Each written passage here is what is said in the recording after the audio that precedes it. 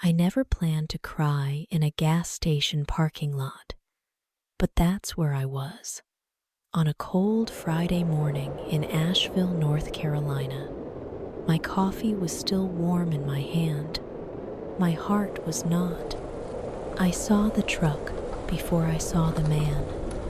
Blue, with a dent on the side. I knew that dent. I made it a year ago on a road just outside of town in the rain when I turned too fast and hit the mailbox. He laughed back then, said it gave the truck some character. I laughed too, then we kissed in the rain. And now, there it was, his truck parked by pump 7, the same sticker on the window, the same old jacket hanging behind the driver's seat, but he wasn't inside. He was gone. Again, I stood still. I forgot how to breathe. I wanted to walk over, to touch the truck, to look inside, but my feet would not move. All I could think was, he said he never wanted to come back here. He said that part loud, clear. That night he left. That night he kissed my forehead and said, "Don't wait for me." I didn't wait. I tried. I made tea every night. I folded the blankets just the way he liked. I even smiled when people asked, "Are you okay?" But I wasn't. I was just here. And now, his truck was here too. Like a ghost, like a joke, like a test. I felt heat rise in my face. My hands shook. Was he here now? Did he come back for gas? Did he miss me? Did he ever think of me at all? I walked slowly to my car, got in, closed the door, and sat there, watching his truck, waiting for him to appear. But he didn't. That was the moment I knew this story was not over. Something was coming. Something I didn't see yet, but I could feel it, like a storm behind the clouds, and I needed to tell you all of it. I met him on a trail I almost didn't take. It was early spring. The air was cool. The sky was gray. I needed to breathe, to walk, to feel something. I had just finished a long shift at the hospital. I didn't want to go home yet. The trail was quiet, just outside Asheville. I had taken it many times before. It was safe. I liked the sound of the leaves, the wind, the soft steps of my boots on the dirt. But that day, someone was there. He stood near the edge, looking down at the trees. He wore a dark blue hoodie and held a water bottle. His bag was on the ground. When I passed, he smiled. It was a small smile, the kind you give to someone you don't know but want to. I smiled back. I was not looking for a talk, but he said, "Did you hear the bird? That one with the high call?" I stopped. "No, I didn't." He pointed up. "It's been singing for 10 minutes. I turned to listen, and for a moment we just stood there, in silence. Then he said, "I'm Liam. I'm not from here. I needed a break. Too much city, too much noise." I nodded. "I'm Emily." That was all. We didn't talk more. But when I walked back down later, he was there again, sitting on a rock.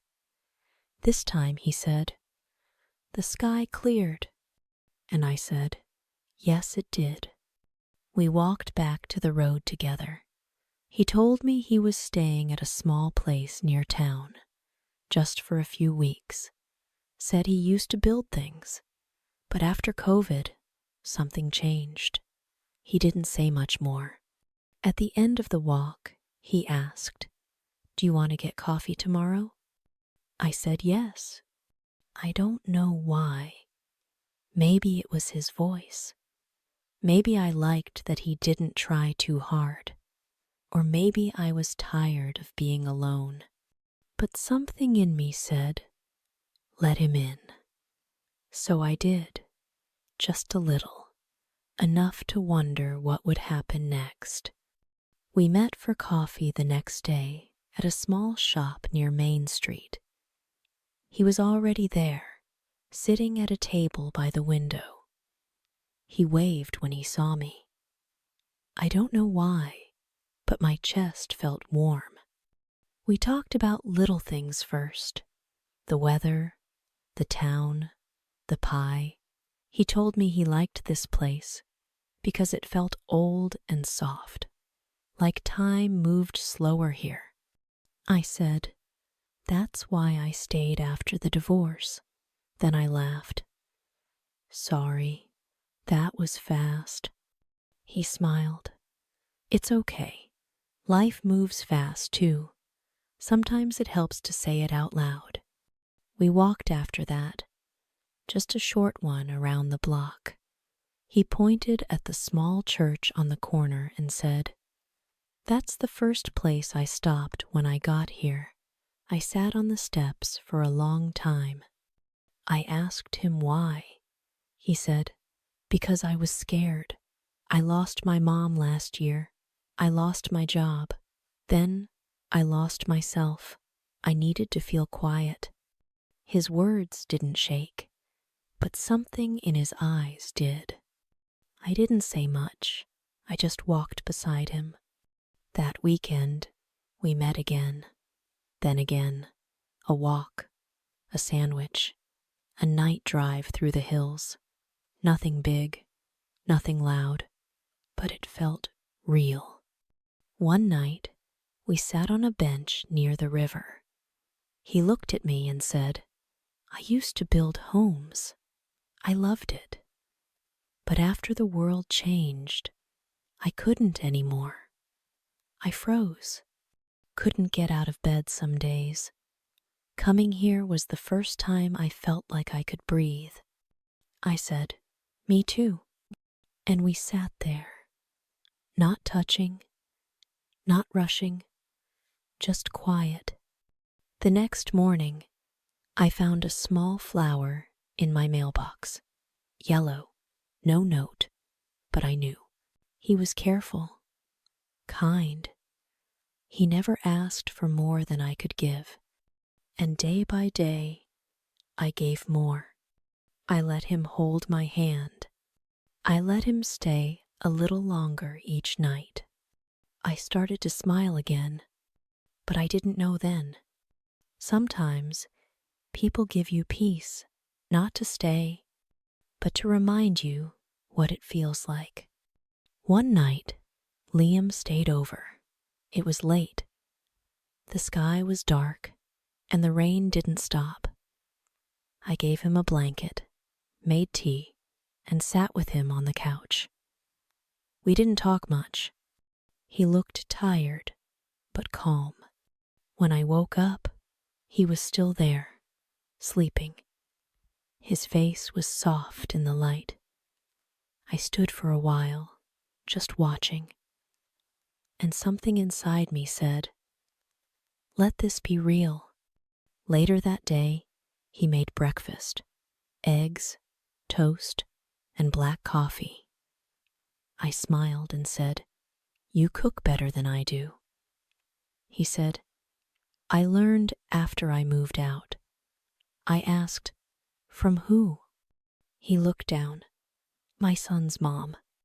It was quiet for a second. I didn't ask more. Not yet. Weeks passed. He came over more. We watched old shows, ate dinner by the window. Some nights we didn't even speak. Just music, just peace. He never rushed me. He never touched a door without asking. But something in me was still afraid. One evening, I found him folding a shirt and placing it in my drawer. My heart dropped. It was just a shirt, but it felt like a door from the past opening again. I walked outside, Saturday, on the steps. He came after me. "Did I do something wrong?" I said. "No, not wrong, just fast." He sat beside me. "I get it." I looked at him. My ex said he loved me. He made space for his things. And then, one day, he left. No call, no goodbye, just empty drawers and cold coffee. Liam didn't speak. He only looked at the ground. Then he said, "That won't be me." And I wanted to believe him. I really did. But hearts don't forget fast. Scars don't vanish when someone new smiles at you. So I let him stay. Not because I was ready, but because I wanted to try. And I thought, maybe this time, the ending would be different. It happened on a Monday morning. I still remember what I wore. Blue jeans, a soft white sweater. It was cold but bright. I made 2 cups of coffee, one for me, one for him. But he wasn't in the kitchen. His bag was gone. His shoes, too. There was no sound, no light, just a folded note on the table. I picked it up with shaking hands. It said, "I'm sorry. I had to go back to Seattle. Family stuff. I'll call when I can." That was it. No name. No promise. No. Soon. My chest felt tight. My knees weak. I sat down on the floor. The coffee spilled. I didn't care. I waited 1 day, then 2, then 7. No call. No message. Nothing. I told myself. Maybe he forgot his charger. Maybe he lost his phone. Maybe something happened to someone in his family. I tried to believe that, but deep inside, I knew. He left, and I was back to where I started, sitting alone in a room with 2 coffee cups and 1 broken heart. The days that followed were slow. I walked to work like a ghost. I smiled at patients, gave medicine, made beds, but inside, I was empty. I kept hearing his voice. I kept seeing his bag by the door. I thought I was smarter now. I thought I knew how to see red flags. But sometimes, it's not the flag you miss. It's the silence that follows. I didn't tell anyone. Not at first. I didn't want to hear the words, "You let him in too fast. You should have known." Because I did know.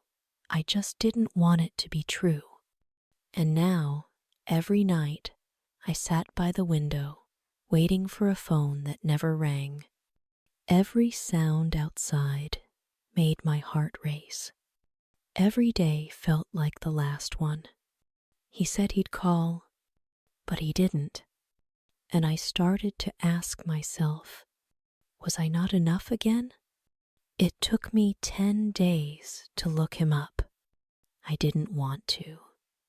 I was scared of what I'd find, but I also knew I couldn't keep sitting in the dark, waiting.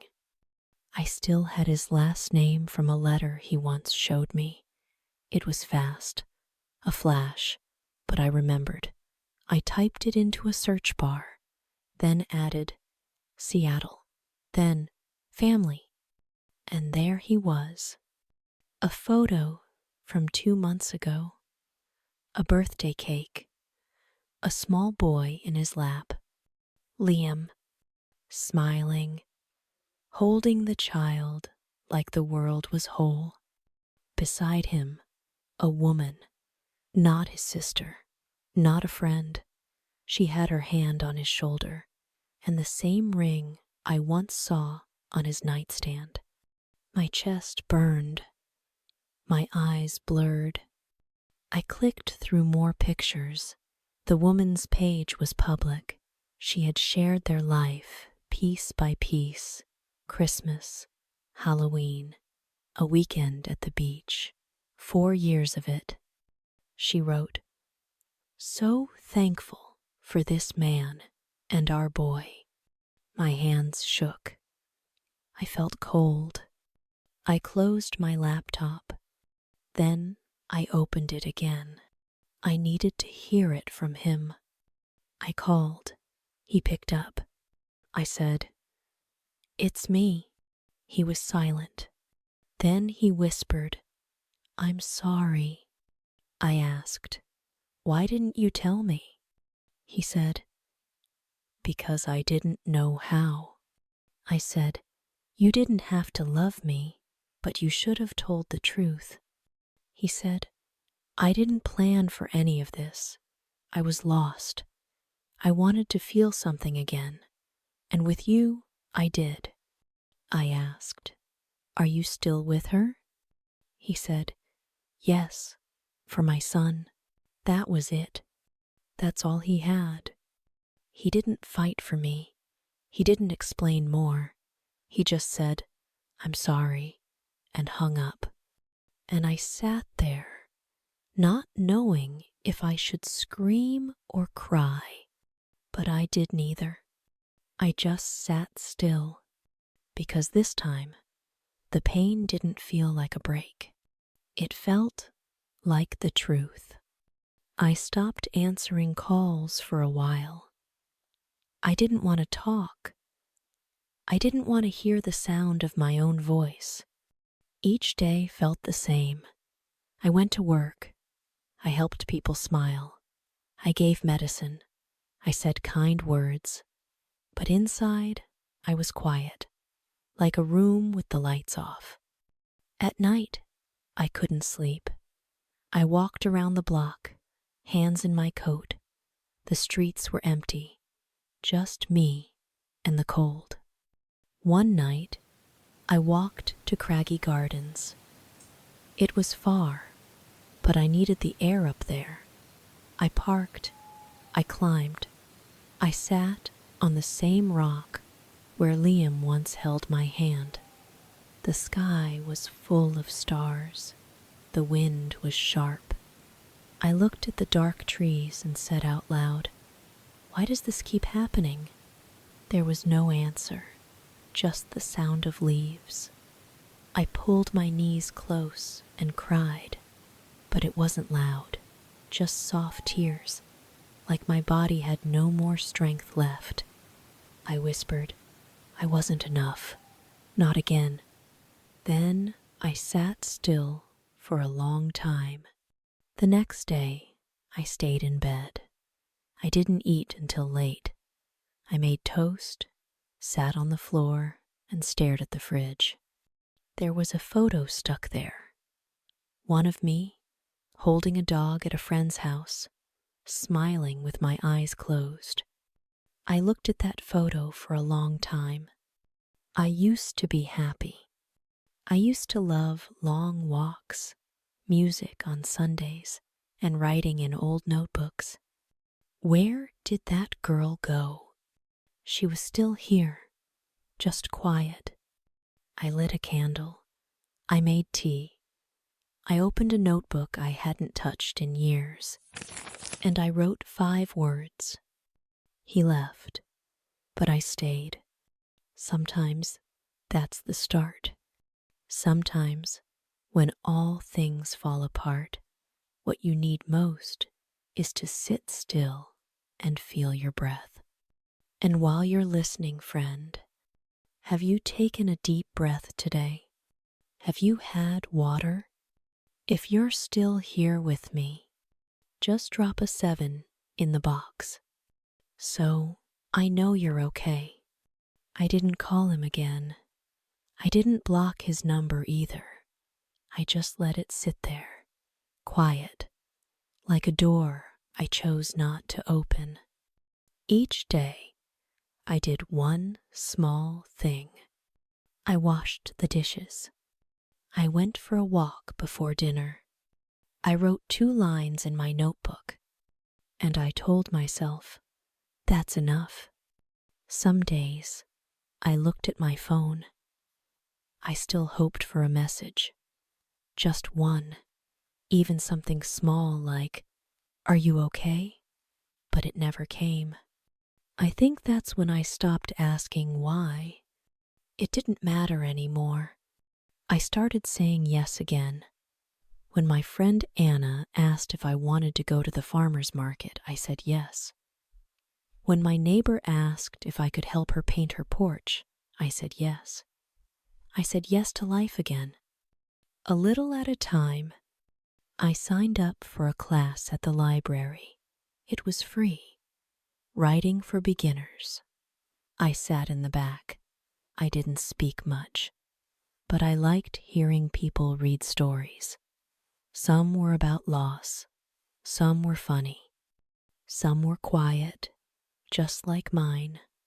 The teacher said, every story matters. That hit something inside me, because for a long time, I thought my story didn't.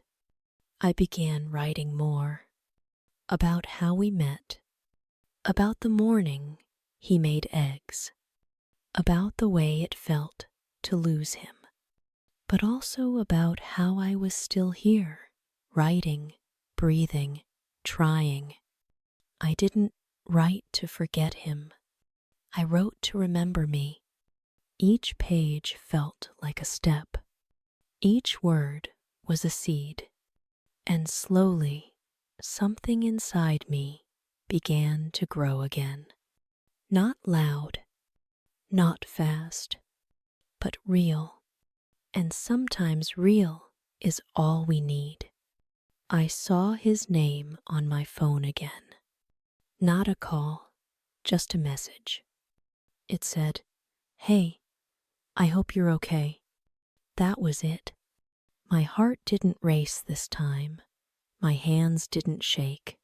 I just stared at the screen, then put the phone down. I didn't answer, not because I was angry, but because I didn't need to. I went to the kitchen, made tea, Saturday by the window. The wind moved the curtain a little. I watched the sky turn pink. Later that day, I met Anna for lunch. We talked about work, about her new dog, about silly things. I laughed without forcing it. I didn't think of him while I was laughing. That felt like a win. That night, I wrote again. I wrote, he said he missed me, but I didn't miss the silence. The next morning, I walked to the little store by my house. On the way back, I passed the church near Main Street. I used to cry on those steps. Now, I walked by and felt nothing. Not empty, not sad, just still. That night, I opened my notebook and wrote one more thing. I loved him.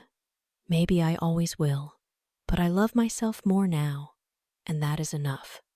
I didn't need him to say sorry again. I didn't need to ask why. I didn't want to go back. He had his life, his family, his choices, and I had mine. I called my mom that night. We talked about soup and how the cold makes her knees hurt and how she still watches that old show I can't stand. But I stayed on the phone longer than I used to because I was done running from him, from the past, from myself. And when I went to bed, I didn't check my phone. I didn't wonder if he would text again. I didn't wait. For the first time in a long time, I just slept. A year later, I went back to the trail. It was spring again. The sky was soft. The trees were green. I parked my car in the same place, walked the same path, and sat on the same bench. But this time, I wasn't looking for anything. I just wanted to breathe. I brought my notebook with me. I opened it and read the old pages. Some were hard to see. Some made me smile. Some made me feel proud. A man walked by with a brown dog. The dog barked once, then wagged its tail. The man said, "Sorry, she's friendly." I said, "It's okay. I like friendly." He smiled. "Nice day, huh?" I nodded. "Very nice." He didn't stop. He kept walking, and that was fine. I wasn't looking for a story this time. I wasn't hoping for anything. I just wanted the air. I wrote one last line in my notebook. The girl who once waited for someone to love her is now walking home alone, and she is okay with that. I stood up, walked slow, past the church, past the coffee shop, turned the corner to my street. The wind moved my hair. I didn't fix it. A child rode by on a bike and waved. I waved back. Home was quiet, but it didn't feel empty. I made soup, played music, lit a candle. I wasn't healed all at once. I didn't forget him, but I forgave myself for staying too long, for hoping too much, for not letting go sooner. And that night, before bed, I looked at myself in the mirror. I saw someone stronger, someone softer, too, someone who had been broken and still stood. I turned off the light, and for the first time in a long, long time, I didn't feel like something was missing. I felt whole. Sometimes people come into your life not to stay, but to show you where you've lost yourself. This story is not about a happy ending with someone else. It's about finding peace when the story does not go your way. It's about learning that love, even when true, is not always enough if it comes with silence, with lies, or with missing pieces. Emily gave her heart again, not because she was weak, but because she still believed in soft things. She hoped, she tried, she stayed, and then she let go. The quiet power in this story is not in who left, it's in who stayed behind and chose to heal, to rise without anger, to love again, but not the same way, stronger, wiser, kinder to herself. Because sometimes the real love story is not between two people. It's the one you write with your own name at the top. And you don't need big words for that. You just need to breathe, to keep walking, and to remember. You can begin again, even if no one walks with you. Maybe you've waited for someone too. Waited for a message, a sign, a small word that says, "You matter." Maybe you've stayed in a place too long, just because it felt safer than starting again. Maybe you've looked in the mirror and didn't see the person you used to be. It happens. to kind people, to strong people, to people who give their best, even when they have nothing left. But what if today is not about waiting? What if today is about walking again, even with tired feet? If this story made you feel seen, or made something in your chest go still for a moment, maybe you know someone who needs that too. Not a fix, not advice, just a story that feels like a hand on the shoulder. So, if you can, share this with them, a friend, a sister, someone you love who needs a soft place to land, or someone who simply had a hard day. It might help more than you think. And one day, they might thank you for that small, quiet gift, just like you're here, still listening, still breathing. And that already means more than words can say. If you liked the story, comment number 7. If you think the story could be better, comment number 8. We are always here, working hard to bring you the best stories. Thank you for watching, our dear friends. Your support means everything to us. See you in the next story.